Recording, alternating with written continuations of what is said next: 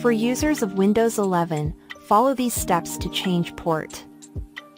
First of all, find this and search Control Panel. Click Control Panel. Find Hardware and Sound and click Devices and Printers.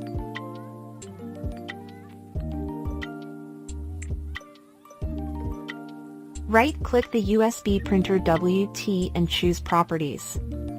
Click Hardware. Click USB Printing Support, then click Properties. Find Details Device Description. Find the bus relations. We can find the number at the end. USB plus number is port. After we get the port, back to Devices and Printers page. Click the printer.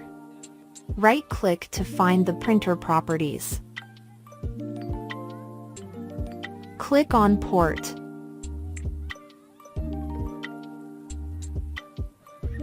Find the port we just got and choose.